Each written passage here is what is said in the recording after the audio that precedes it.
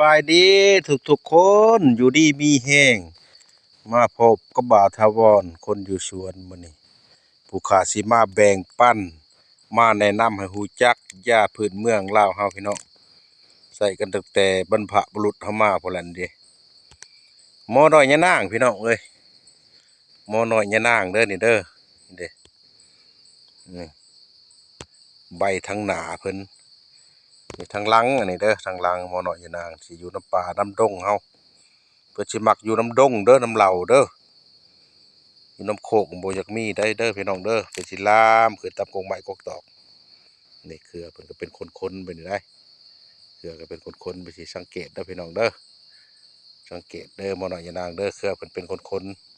ๆบ่แม่นเครือมากมุ้ยได้เด้อพี่น้องเด้อบ่แม่นเครือมามุ้ยเด้ออันนี้หมอน้อยยะนางสรรพคุณคุณประโยชน์เพิ่นก็ดีหลายอย่างหลายอันหลายแนวเด้อพี่น้องเด้อผู้ข้าสิมาแนะนำให้รู้จักดีวินดีเวียนเด้ออันนี้เด้อดีประจำเดือนมาบ่ปกติเป็นกระปอกกระป้อยดีท้องอืดท้องเยิงดีเป็นบาดเป็นแผลในลำไส้เด้อพี่น้องเด้ออันนี้เด้อเป็นบาดเป็นแผลนานหุ่มนั่นดีพาพันควันซับเอาไปใส่ลดหย่องใบเพิ่นใส่เด้อพี่น้องเด้อคุณประโยชน์ของเพิ่นไล่มาเป็นขั้นตอนเอาบัดนี้พี่น้องเด้อถ้าผู้ใดเป็นวินเป็นเวียนมักเป็นวินเนาะเจ็บหัวข้างเดียวเจ็บไมเกรน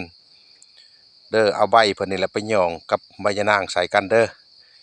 7%กับ3%ใบหมอน้อยยะนางละ7ส่วนยะนางละ3ส่วนเอามาหย่องใส่กันแล้วก็กินน้ำมันเด้อกินน้ำมันเด้อเอาเข้าตู้ไว้หย่องแล้วก็กินเอาเข้าตู้ไว้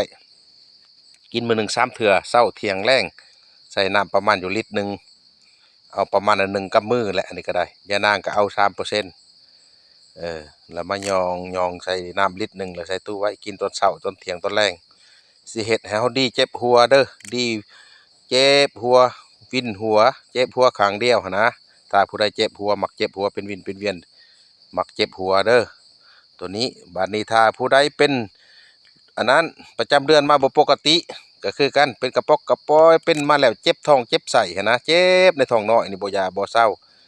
ก็หย่องเอาเพิ่นนี่แหละมากินเด้อพี่น้องเด้อใส่กับใบยะนางเด้อ3ส่วนคือกันใบยะนางก็ได้แต่ว่าหม้อน้อยยะนางก็7ส่วนเอามาหย่องกินเอาน้ำใส่น้ำลิตรหนึ่งแล้วเอาเข้าตู้ไว้กินเช้าเที่ยงแลงคือกันเด้อพี่น้องเด้อเอาไปกินถ้าผู้ใดเป็นโรคเกาต์เจ็บปวดน้ำขอน้ำแข็งมึนน้ำมือน้ำตีนก็เอาเพิ่นนี่แหละมากินเด้อพี่น้องเด้อหย่องคือกันหั่นล่ะมาใส่น้ำ1ลิตรเอาเข้าตู้ไว้กินเช้าเที่ยงแลงคือเทื่อละครึ่งจอกกาแฟเฮาหั่นแหละกินไปเรื่อยๆประจำวันมันสิดีขึ้นมาดอกเด้อพี่น้องเด้อถ้าผู้ใดเป็นบาดเป็นแผลบาดนี้ในกระเพาะ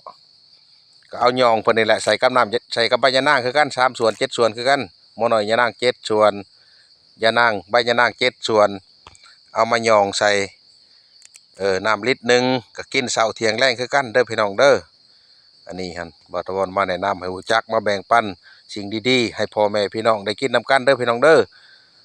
อันนี้แหละมาแบ่งปันให้รู้จักเด้อพี่น้องเด้อหรือว่าผู้ใดสิเอาไปประกอบอาหารเฮ็ดเป็นคั่นเป็นวุ้นใส่น้ำคั่นเป็นวุ้นแล้วใส่น้ำกะทิกินเป็นหวานก็ได้เด้อพี่น้องเด้อบัดนี้ถ้าผู้ใดอยากกินเป็นข้าวเฮาก็คั่นแล้วก็มาปรุงคือเฮาสุบเท่านี่แหละคือเฮาลาบเท่านี่แหละใส่เครื่องปรุงลงไปมีป่นปูป่นปลาป่นอันนั้นหมักถั่วหมักทางใส่ลงไปข้าวคั่วหัวหอมใส่ลงไปหมักพริกปลาแดกใส่ลงไปก็แซ่บเด้อพี่น้องเด้อหม้อน้อยยะนางได้มีคุณประโยชน์หลายอย่างผู้ขามาแนะนำท้องถิ่นได้เคยกินเคยใช้ก็คอมเมนต์มาบอกตื่มเด้อบ่าวทวันเด้อพี่น้องเด้อว่าเคยกินในใดใช้ในใดก็ได้อันนี้บ่าวทวันมาแบ่งปันมาแนะนำให้ฮู้จัก